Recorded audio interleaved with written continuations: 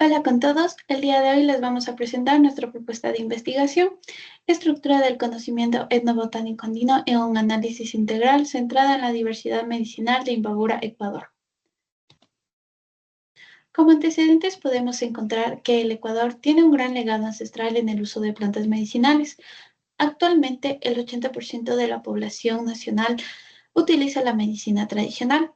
Y en Imbabura, este conocimiento es parte del patrimonio cultural y alternativa de salud para comunidades rurales que no tienen acceso a la medicina moderna o un centro de salud cercano, llegando así al uso de la etnobotánica. La etnobotánica permite estudiar la relación entre la sociedad y las plantas, con el fin de rescatar el conocimiento. A pesar de que la diversidad cultural y vegetal existe en esta zona, la poca sistematización del conocimiento ha permitido llegar a la propuesta de identificar los patrones de uso medicinal, determinar perfiles de conocimiento de los informantes, agrupar las técnicas de la medicina, detectar los riesgos de pérdida cultural que están directamente ligados a la urbanización, migración y explotación de los recursos naturales. Para ello se establecieron como objetivo general analizar los patrones del uso de las plantas medicinales en Imbabura mediante un análisis multivariado para identificar los factores que influyen en su utilización, además de agrupar según sus características etnobotánicas, socioculturales y ecológicas a las plantas, llegando así a dos objetivos específicos, siendo el primero identificar las variables que explican la variabilidad del uso de las plantas mediante un análisis de PSA o análisis de componentes principales, y el segundo que es generar una clasificación de las especies medicinales mediante la creación de grupos homogéneos con el análisis de clúster o conglomerados. Para ello se ha llegado a la metodología partiendo de un estudio de área. Como ya se mencionó, será en la provincia de Imbabura y se centrará en Ibarra, Otavalo y Cotacachi por la gran cantidad de comunidades rurales en estos sectores.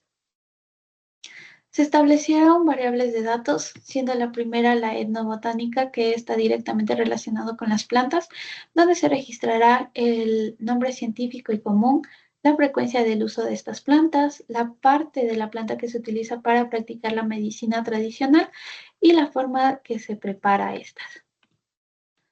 La segunda es los factores socioculturales ligados netamente a las personas y se tomarán los datos de la edad, género, comunidad a los que pertenecen, el nivel de conocimiento de la medicina y cómo adquirieron ese conocimiento. Y finalmente las variables ecológicas, que es el sitio de colección de la planta, el origen y la estación o época en la que se es cultivada. Debido a que muchas de estas variables son descriptivas, se ha optado por el uso de factores con el fin de generar un análisis de variables cuantitativas para el PSA. Finalmente, para la metodología del análisis estadístico, estos métodos serán aplicados para poder entender la relación entre las plantas y las variables socioculturales y ecológicas. Para el PCA o análisis de los componentes principales, se busca identificar los factores ocultos de tradicionalidad y accesibilidad que se tienen a estos. Sin embargo, para el análisis clúster se busca generar grupos homogéneos donde se aplicará el método de Warts y la distancia euclidiana para generar los basados en las características etnobotánicas y socioculturales. Dentro de los resultados que nosotros esperamos obtener está primeramente la identificación de las especies medicinales. Dichas especies medicinales, gracias al dendrograma obtenido mediante el que se obtendrá por el análisis clúster, se espera tener al menos tres grupos de variables que estén relacionadas con las plantas medicinales. Obviamente, el primer grupo nosotros esperamos tener serían aquellas que sean culturalmente importantes y vulnerables. es decir, aquellas que su uso y conocimiento esté dado exclusivamente por expertos, ya sean parteras, sacerdotes o curanderos, y que su recolección sea silvestre. Otro grupo, al contrario del anterior, nosotros esperamos tener que variables que estén relacionadas con aquellas especies de uso común y conocimiento más generalizado, es decir, que aquellas que se usen para afecciones comunes como resfriados, dolores gastrointestinales y respiratorios. A su vez que sean cultivadas en las chacras andinas, ya que si se cultivan en las chacras andinas son aquellas que su uso es más frecuente y común en las familias. Entonces, este grupo sería otro. Entonces, el tercer grupo que nosotros esperamos obtener serían aquellas que estén relacionadas con lo que son, aparte de medicinales, de un uso complementario, como serían alimenticio o también podría ser de forraje para animales. En cuanto al análisis de componentes principales, nosotros esperamos trabajar con al menos dos componentes. Obviamente esto dependerá de la varianza acumulada, con una varianza acumulada del 90%, eh, y un valor propio superior a uno. Si el valor propio nos hace quedar con dos componentes, se trabajará con dos. Y si es con tres, si es que nos permite, se trabajará con tres. Pero nosotros esperamos tener al menos dos componentes. Dentro de estos dos componentes, gracias al gráfico biplot que vamos a generar, nosotros vamos a tener un eje donde vamos a discriminar entre aquellas variables que se agrupen con un conocimiento más generalizado de un conocimiento más específico, como son de las personas mayores y podría ser por expertos también. Entonces, esas variables se irán agrupando en el gráfico biplot y relacionando. Obviamente, con otro eje donde esperamos nosotros que podría darse sería ayuden a discriminar entre las variables con la naturaleza de las especies, si es introducida o nativa. Nos ayudará a discriminar este otro eje entre esas variables. Entonces se irán agrupando y así tomar decisiones.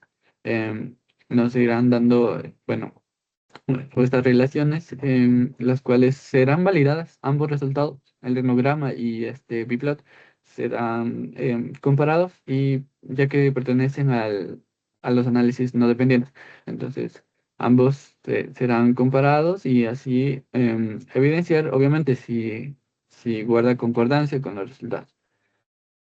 Eh, Como conclusión, podemos inferir que, bueno, nuestra propuesta, en caso de hacerse, podría ser una hoja de ruta, una herramienta importante, ya que nos ayudaría a determinar el estado de conservación de las especies y del conocimiento, ya que esto le ayudaría al gobierno a tomar políticas gubernamentales de conservación, de deforestación y al ámbito social, que sería la pérdida de conocimiento o el estado, ¿no? de la, de la conservación del conocimiento, ya que ambas variables, tanto la conservación del conocimiento podría estar relacionado con el estado de conservación de estas especies importantes, ya que en caso de perderse el conocimiento podría estar en peligro las especies, sobre todo las domesticadas, ya que si se encuentran domesticadas, su uso está bastante generalizado, su conocimiento de sus atributos, sus beneficios, está bastante arraigado.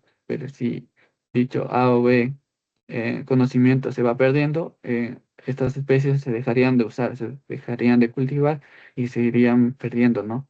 Entonces, si bien es cierto, las especies silvestres también corren peligro por la pérdida de conocimiento, también em, podría